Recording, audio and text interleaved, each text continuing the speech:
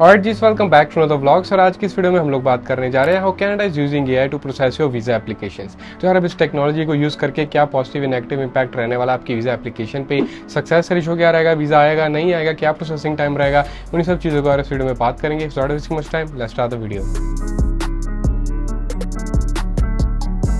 तो यार इस वीडियो की शुरुआत में सबसे पहले आपको बता दूं कि आज की डेट में जब आप कनाडा के लिए वीज़ा फाइल करते हो ना, चाहे tourist visa, work visa, student visa या फिर पीआर, आपके पास दो ऑप्शंस रहते हैं। एक रहता है पेपर बेस्ड फाइल लगाना, एक रहता है ऑनलाइन फाइल लगाना। नो आई बिलीव 90s या अर्ली 2000s में तो पेपर बेस्ड ही ऑप्शन रहता होगा, जहाँ पे आप एक्चुअल में फिजिकल डॉक्यूमेंट्स बेचते हो, फिजिकल फॉर्म्स फिल करके बेचते हो। बट आज की डेट में आपके पास इलेक्ट्रॉनिक ऑप्शन है जो कि आपके most of the time consultants भी यूज़ करते हैं, ठीक है, या फिर मैं कहूँ ऑल द टाइम। क्योंकि इंडिया से यहाँ तक अगर आप डॉक्यूमेंट्स भेजने वाले हो, it's gonna take like your lifetime, ठीक है, बहुत ज़्यादा टाइम लगने वाला है। भाई आप कब डॉक्यूमेंट भेजोगे, कब यहाँ पहुँचेंगे, कब एम्बेसी वाले से रिव्यू करेंगे। तो सारे लोग, या मैं कहूँ most of the people choose electronic option जो कि ऑनलाइन वीज़ा फाइल कर रहा है, ठीक है जी। एंड आपके कंसल्टेंट भी आपके बिहाफ पे वही चीज़ें करते हैं। तो ये तो है कंज्यूमर पर्सपेक्टिव, ठीक है, कि कंज्यूमर साइड पे क्या चीज़ें चल रही हैं, या फिर जो भी एप्लीकेंट है उसकी साइड पे क्या चीज़ें चल रही हैं। लेकिन जो IRCC की साइड पे चलती है, यानी कि जो कनाडा का इमिग्रेशन डिपार्टमेंट है, उनके साइड पे चीज़ें कैसे चलती है, उन्होंने रिसेंटली एक अपने कॉन्फ्रेंस में शेयर किया था।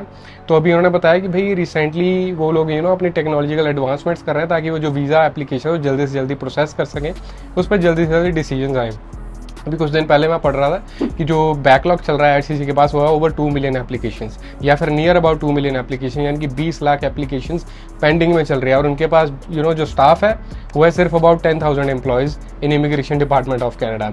अब इंडिया का जो गवर्नमेंट डिपार्टमेंट्स होते हैं भाई, वहाँ पे बहुत ज़्यादा लोग काम करते हैं एज़ कम्पेयर टू यहाँ के जो इमिग्रेशन, या मैं कहूँ यहाँ के जो गवर्नमेंट डिपार्टमेंट्स हैं, ठीक है। किसी भी गवर्नमेंट सेक्टर में देख लो, बहुत ज़्यादा एम्प्लॉयज़ नहीं मिलेंगे एज़ कम्पेयर टू इंडिया के गवर्नमेंट एम्प्लॉयज़ होते हैं, क्योंकि वहाँ पे इन जनरल कंट्री की पॉपुलेशन ही बहुत ज़्यादा एज़ कम्पेयर टू कनाडा की जो पॉपुलेशन है, एंड उसी हिसाब से फिर इकोनॉमी या कंट्री काम करती है, ठीक है। तो 50 लाख जो एप्लीकेशंस इन्होंने 2022 में यहाँ पे प्रोसेस की थी, जो कि इन्होंने डेटा में रिवील किया था कि 50 लाख एप्लीकेशन पे डिसीजन सुनाया गया है, including all type of applications. PR भी हो सकती है, स्टूडेंट वीज़ा भी हो सकता है, रिफ्यूजी भी हो सकती है, स्पाउसल वीज़ा भी हो सकती है। 10,000 लोग जो उन्होंने एम्प्लॉय किया। अब हर एक बंदा तो वीज़ा ऑफिसर नहीं होने वाला है, राइट, उसमें भी अलग अलग सब डिपार्टमेंट्स होने वाला है इमिग्रेशन के अंदर। तो जितने भी उनके पास गिनती चुनती के फ्यू थाउजेंड वीज़ा ऑफिसर्स होने वाले हैं, आई बिलीव, तो उन्होंने मिलके 50 लाख एप्लीकेशंस तो मैन्युअली हर एक चीज़ नहीं रिव्यू की होगी, राइट। तो कहीं ना कहीं टेक्नोलॉजी का पहले से ही हाथ है, वो पहले से ही थोड़ी एडवांसमेंट्स चल रही हैं, लेकिन AI को अभी इंट्रोड्यूस किया गया और उन्होंने बोला कि भाई AI उनके प्रोसेसिंग टाइम्स को डिले करे, जल्दी करेगा ताकि वो जो डिलेज चल रहे हैं उसे कम कर सकें, ठीक है। अब वो कैसे काम कर रहे हैं, उन्होंने रिसेंटली एक यहाँ पे हमारे साथ एग्जाम्पल भी शेयर की थी। जो स्पाउसल वीज़ा है उसको कहते हैं कि भाई 98% ऑफ एप्लीकेशन हम टारगेट कर रहे हैं कि मतलब फर्स्ट 30 डेज़ के अंदर अंदर उसका जो काम हो जाए डन, ठीक है, आपको डिसीजन उस पर सुनने को मिल जाए, यानी कि आपका स्पाउसल वीज़ा के अंदर 30 दिन के अंदर वीज़ा आ जाए। तो मेरे एक फ्रेंड है जिससे मैं कुछ दिन पहले मिल रहा था कैलगरी में, उन्होंने अपने वाइफ का इंडिया के थ्रू जो भी उनका रहती है एप्लीकेशन प्रोसेस, उन्होंने उस पर फाइल किया था, क्योंकि उन्होंने मुझे वहीं पे एक्चुअली मुझे बताया कि भाई 30 डेज़ के अंदर IRCC ने अनाउंस किया कि हम प्रोसेस कर देंगे, तो हमने फाइल लगा दी अपनी वाइफ की। मैंने कहा भाई ये तो काफ़ी बढ़िया चीज़ है। तभी मैंने कहा कि थोड़ी सी और रिसर्च की कि भाई ऐसा क्या चल रहा है, प्रोसेसिंग टाइम कम किए जा रहे हैं, एंड बैकलॉग को कम करने के लिए IRCC क्या कर रही है। तो अब जो नया AI आने वाला है वो काम कैसे करने वाला है, उसकी तरफ हम थोड़ा सा ध्यान दे लेते हैं। तो यार यहाँ पे मैंने इनका आर्टिकल खोलिया अपने फ़ोन पे, जहाँ की इन्होंने शेयर की थी डिटेल्स की AI कैसे मदद करने वाला है प्रोसेसिंग टाइम को और भी रिड्यूस करने के लिए। जैसे कि इन्होंने वर्क स्पाउसल वीज़ा में बेसिकली किया है, वैसे ही और भी चीज़ों में जो प्रोसेसिंग टाइम वो कम किया जा सके। For example citizenship application takes more than 2 years as of today. तो इस हिसाब से भाई बंदे की कभी बारी आएगी, 2 साल लिखा गया, 2 से 4 भी लग सकते हैं, ठीक है, सारी चीज़ें होते होते, क्योंकि सिटीजनशिप एप्लीकेशन में बहुत सारी प्रोसेसेस रहती हैं, डिफरेंट एलिमेंट्स रहते हैं उसके। तो उन सब चीज़ों को कैसे कम किया जा सके उसके लिए इन्होंने यहाँ पे थोड़ा सा शेयर किया है। पहले बोला इन्होंने ऑटोमेटिंग पॉजिटिव एलिजिबिलिटी डिटर्मिनेशन। अब यार इससे मेरे को जो आइडिया मिलता है ना वो है ये, जब आपकी फाइल आप ऑनलाइन या जैसे भी लगाओगे, ठीक है, मोस्ट लाइकली इसको ना वर्क विद ऑनलाइन ओनली, क्योंकि AI है तो फिर वो डॉक्यूमेंटेशन तो आई डोंट थिंक फिजिकल चीज़ों को रीड कर पाएगा। बट जब आप ऑनलाइन एप्लीकेशन लगाओगे तो आपकी जो वहाँ पे आप इन्फॉर्मेशन प्रोवाइड करोगे और जो डॉक्यूमेंट्स प्रोवाइड करोगे वो उसको कंपेयर करेगा versus the eligibility requirements for that stream.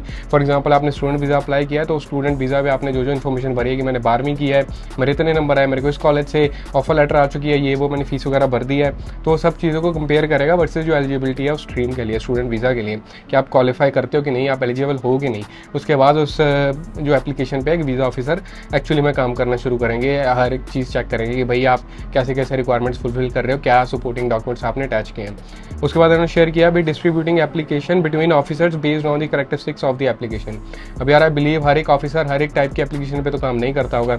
कोई इनबाउंड करते होंगे जो कनाडा के अंदर से लगी है, कोई आउटबाउंड करते होंगे जो कनाडा के बाहर से वीज़ा एप्लीकेशन आई हैं। कोई रिफ्यूजी एप्लीकेशंस पे अच्छे होंगे, उनका एक्सपीरियंस ज़्यादा होगा, किसी पे स्टूडेंट वीज़ा एप्लीकेशंस पे, क्योंकि हर एक एप्लीकेशन का डिफरेंट सिनेरियो रहता है, थोड़ी सी प्रोसेस डिफरेंट होती है, रिक्वायरमेंट्स डिफरेंट होती है, the type of documents that you attach are gonna be different. तो उसके बेसिस पे जो डिस्ट्रीब्यूशन रहेगी एप्लीकेशन की to assigning to the officers, वो अब AI करेगा instead of a human. And उसके बाद लिखा है identifying application that may require additional verification. अब यार ये तो मुझे लगता है थोड़ा सा रेयर केस सिनेरियो रहने वाला है, क्योंकि AI यूजुअली काम करता होता है based on the data that we provide. अब मेरे को लगता है कि जो एप्लीकेशन थोड़ी सी रेयर रहती होंगी ना, जैसे कि अब मेरे दिमाग में कुछ आ नहीं रहा, but I think French speaking people की जो पॉपुलेशन है या फिर जो एप्लीकेशंस लगती हैं PR के लिए या वीज़ा के लिए, वो थोड़ी सी कम रहती हैं। तो अगर उसके बेस पे उनके पास डेटा बहुत ज़्यादा नहीं है और उसमें भी थोड़ा सा रेयर केस चल रहा है कि इंसान कह रहा है कि भाई मैंने इस तरीके का वर्क एक्सपीरियंस काउंट किया है, वो मैं मतलब काम किया है मैंने, वो काउंट करवाना चाहता हूँ एलिजिबिलिटी की तरफ, तो वो जब थोड़ा सा टिपिकल, थोड़ा सा एक्स्ट्रा ऑर्डनरी थोड़ी सी एप्लीकेशन रहेगी जहाँ पे किसी इंसान को मैनुअल हर एक चीज़ वेरीफाई करनी पड़ेगी, तो वो चीज़ें ये पहले ही बता देगी कौन कौन सी एप्लीकेशन यहाँ पे आपको एडिशनल वेरिफिकेशन चाहिए होगी। और इसकी एग्जांपल मेरे पास कुछ खास नहीं है, बट मेरे को लगता है कि फ्रेंच स्पीकिंग पीपल का इनके पास बहुत ज़्यादा डेटा नहीं होगा जो वीज़ा फाइल करते हैं कनाडा के बाहर से, ठीक है। तो वो वन ऑफ द मुझे लगता है एप्लीकेशन रहने वाले हैं यहाँ पे। अब दूसरी बात, मतलब अगली बात यहाँ पे लिखी है वर्कलोड डिस्ट्रीब्यूशन। अब यार जैसे कि हमारे क्लाउड इन्वायरमेंट में होता है, किसी भी क्लाउड टेक्नोलॉजी में होता है कि वर्कलोड बैलेंसर लगा होता है, कि मतलब जो एक टेक्नोलॉजी होती है piece of tech, it's not like physical, but ये काम कैसे करता है कि नंबर ऑफ एप्लीकेशंस जो भी आएंगी उसको डिस्ट्रीब्यूट करेगा अमंग ऑफिसर्स बेस्ड ऑन की कितना एप्लीकेशंस आ रही हैं, कौन सा ऑफिसर कितनी एप्लीकेशंस को लेके बैठे हैं, क्या प्रोसेसिंग टाइम चल रहा है, कितनी उनकी एफिशिएंसी है, उसके बेसिस पे वर्कलोड डिस्ट्रीब्यूट होगा। फिर आगे लिखा है creating annotations that summarize basic information on each clients profile, या उनकी जो भी है एप्लीकेशन वगैरह। अब यार यहाँ पे GCMS सॉफ्टवेयर का मेंशन किया गया जो कि यूज़ किया जाता है IRCC के द्वारा। मतलब अगर फॉर एग्जांपल अगर आपके लेट्स से वीज़ा एप्लीकेशन पे आपके मनचाहा डिसीजन नहीं आया, यानी कि आपको रिफ्यूज़ल लग गया, आपको वीज़ा अप्रूव नहीं हुआ है, तो अब आप नेक्स्ट स्टेप जो रहता है वो होता है GCMS नोट्स अप्लाई करना, जहाँ पे कि आपको एक समरी मिल जाएगी कि वीज़ा ऑफिसर ने क्या क्या चीज़ें चेक की थी, उनके क्या क्या उन्होंने अपने कमेंट्स छोड़े थे, ठीक है जी, कि मतलब लेट्स से उन्होंने आपकी एजुकेशन एलिजिबिलिटी चेक की, ठीक है। अब उन्होंने इंडिया में एक्चुअली में आपके कॉलेज कॉल लगा के देखा कि भाई ये डॉक्यूमेंट जो प्रोवाइड किया वो मतलब लेजिट है या नहीं है, तो वहाँ पे कमेंट्स छोड़ देंगे कि भाई ये चीज़ लेजिट है, ये इस चीज़ पे मेरे को वेरिफिकेशन करने की ज़रूरत नहीं पड़ी, it looks okay like passport and all, ठीक है। तो जो भी होते हैं डिटेल्स कमेंट्स उस पर आ जाते हैं। अब वहाँ पे इन्होंने लिखा है creating annotation, so that will help, ठीक है जी, ऑफिसर को भी एंड पूरी ओवरऑल प्रोसेस में भी कि कैसे काम करने वाली है। उसके बाद लिखा है trying, I am not sure अगर मैं इसको सही प्रोनाउंस कर रहा हूँ, but client emails to enable faster replies. अब यहाँ पे क्या होगा, जो भी लोग अपने ईमेल्स वगैरह भेजते हैं वेब फॉर्म के द्वारा, अब उनके जो ईमेल्स हैं उसको मतलब असेस करेंगे कितनी इंपॉर्टेंस है, कितनी अर्जेंसी है, ठीक है। अब हो सकता है कि एक इंसान कह रहा हो कि भाई मेरे को जैसे यूक्रेन रशिया वॉर के द्वारा मतलब उन्हें वहाँ से निकलना था, वैक्यूएट करना था, उनकी अर्जेंसी ज़्यादा होने वाली है एज़ कम्पेयर टू पर्सन जिसने अपना टूरिस्ट वीज़ा लगाया, वो बोल रहा है कि भाई मैं आना चाहता हूँ, जल्दी से जल्दी मेरी प्रोसेस कर दो, जल्दी से फाइल, ऐसा कोई वेब फॉर्म के द्वारा वो अपना रिस्पॉन्स भेज रहे हैं। तो मतलब जो भी क्लाइंट के ईमेल्स आएंगे पहले असेस कर लेगा ये कि भाई किसको अर्जेंसी ज़्यादा है, किसका क्या सिनेरियो है, और कोशिश करेंगे कि जो भी पब्लिकली उनकी वेबसाइट पे CIC पे या फिर IRCC की वेबसाइट पे जो भी चीज़ें अवेलेबल है उसके बेसिस पे ये लोग आपको इन्फॉर्मेशन देते हैं, ताकि इन्हें मैनुअली हर चीज़ लिखनी ना पड़े, जैसे कि dear Rishabh, I hope you are having good day, we have received your request, ऐसे मैनुअली कोई ना लिखे, ऑटोमेटिकली ज़्यादा से ज़्यादा चीज़ें मैनेज हो जाए, इन्फॉर्मेशन प्रोवाइड हो जाए। और आखिरी में यहाँ पे इन्होंने मैंशन किया असेसिंग बायोमेट्रिक्स। अब बायोमेट्रिक्स जाते तो भाई इलेक्ट्रॉनिकली हैं, क्योंकि इंडिया से यहाँ पे कौन पेपर बेस्ड भेजता है, तो मुझे पता नहीं भाई असेस कैसे करने वाले हैं, but this is gonna be one of the parts. अब आज की डेट में इन्होंने लिखा है कि भाई ये सिर्फ वीज़ा एप्लीकेशन का प्रोसेसिंग टाइम कम करेगा, ठीक है, मदद करेगा एप्लीकेशन की एलिजिबिलिटी वगैरह हर एक चीज़ चेक करने के लिए, लेकिन डिसीजन ह्यूमन ही देने वाला है, यानी कि वीज़ा ऑफिसर ही देने वाला आज की डेट में। अब आगे जाके ये चीज़ें भी चेंज होने वाली, क्योंकि यहाँ पे कुछ कंसर्न्स यहाँ पे मेंशन किए गए हैं। अब आगे उन्होंने कहा कि यार जो यहाँ पे कंसर्न्स है ना, ऑब्वियसली मतलब जब एक AI काम करने वाला है तब वो रहने वाला है एक डेटाबेस के उसके बेसिस पे काम करेगा कि लेट्स से पिछले 10 सालों में इंडिया से अगर किसी ने स्टूडेंट वीज़ा लगाया उसका सक्सेस रेशो रहा है स्टूडेंट वीज़ा एप्लीकेशन का 82%, वर्सेस पाकिस्तान से रहा होगा let's say 60%। This is just an example.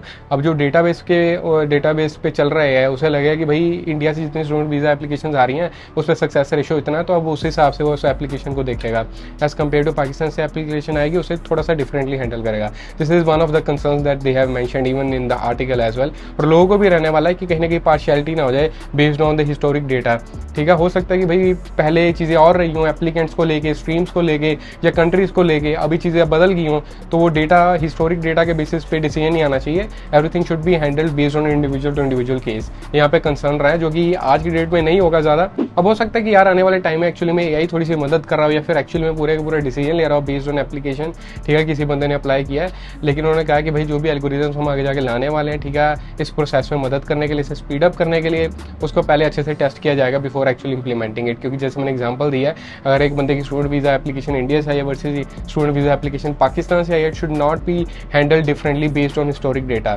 ठीक है जी। उस चीज़ पे नहीं होना चाहिए जेंडर डिस्क्रिमिनेशन, ऐसा तो कुछ नहीं होना चाहिए किसी भी चीज़ पे बेस्ड आपका डिस्क्रिमिनेशन, क्योंकि जो डेटा वो डेफिनेटली डिफरेंट रहता है हिस्टोरिक डेटा। बट आज की डेट में हर एक जो एप्लीकेंट है या फिर जो भी एप्लीकेशन है, उसको इंडिविजुअल टू इंडिविजुअल केसेस पे ही यहाँ पे प्रोसेस किया जाना चाहिए। तो यार मुझे लगा कि ये वीडियो काफ़ी आपके लिए हेल्पफुल रहने वाली है, क्योंकि काफ़ी इंटरेस्टिंग यहाँ पे चीज़ें इंप्लीमेंट कर रहे हैं जो बैकलॉग से क्लियर करने के लिए। एंड लाइक आई मेंशन कि पहले इन्होंने 5 मिलियन एप्लीकेशन 2022 में की थी प्रोसेस, अब आने वाले टाइम में कह रहे हैं उससे भी ज़्यादा हम करने वाले हैं। इसका मतलब ये नहीं कि ये लोग 10-15 हज़ार 20 हज़ार लोग और एम्प्लॉय कर लेंगे, उसका कोई फ़ायदा नहीं होने वाला, ठीक है, इतने पैसा सरकार नहीं खर्चने वाली। बट एआई को यूज़ करके अगर इससे प्रोसेसिंग टाइम्स कम होंगे, लोग जल्दी से अपनी क्लासेज यहाँ पे ज्वाइन कर पाएंगे स्टूडेंट्स, और जो फैमिली स्पॉन्सरशिप्स के अंडर आ रहे हैं वो अपनी फैमिली के साथ जल्दी रीयूनाइट हो पाएंगे, तो डेफिनेटली हर किसी को फ़ायदा होने वाला है।